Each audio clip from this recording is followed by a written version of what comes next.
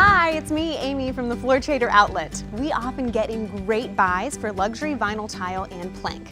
And a lot of our customers want to save even more money by installing it themselves. You can do this. And I've asked Robert Varden, certified master installer, to share some installation tips with you. Well, Amy, this is a great DIY installation project. And I'm going to give you some tips on how to install this Dynaclick LVT. Sounds great.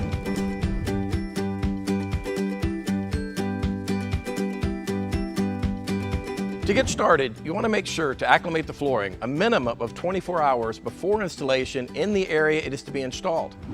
For the best appearance, be sure to mix the planks from 2 or 3 cartons as you install. One of the great things about this floor is that it can be installed directly over most existing floors. But you'll want to make sure you follow the manufacturer's instructions to prep the area first. Always begin the installation with a clean, smooth, flat, and dry floor. This LVT product allows you to choose your own starting position and direction you want the planks to go. You'll want to make sure you leave a 1/4 inch space around all walls, cabinets, any other obstacles in the floor. Finally, measure the room to determine where you will end up on the last row of planks. If the planks in the last row will be any less than 2 to 3 inches wide, you'll want to rip the planks in the first row.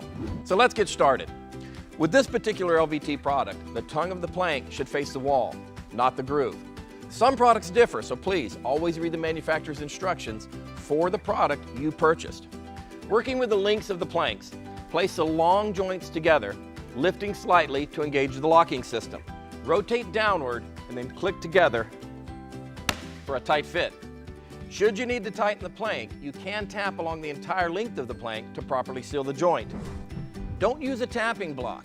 Just use a small scrap of the material to simply tap lightly and lock those edges together.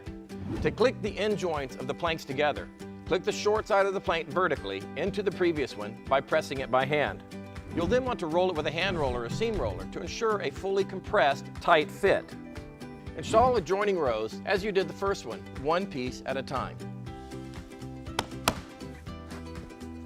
If you're installing planks, you want to stagger the joints a minimum of 6 inches.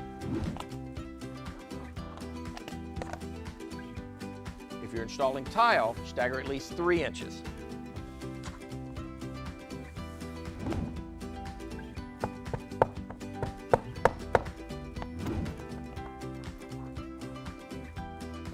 When you need to cut a plank or tile, simply score through the top layer with a utility knife and a straight edge.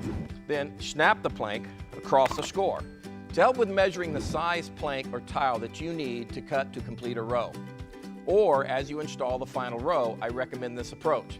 Lay a plank on top of the last row installed. Lay another plank against the edge of the wall. Make sure also that you have your 1/4 inch space as well. Mark the plank underneath.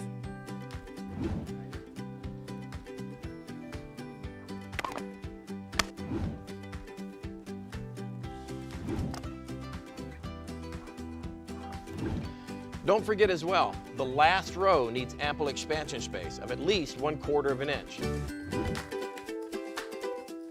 So you see, Amy, it just takes a little patience. But this installation is literally a click and a snap for the do-it-yourselfer. A click and a snap and you're saving money on your new floor at the Floor Trader Outlet and saving money on a DIY installation. The Floor Trader Outlet. With a little outletivity, create your space for less.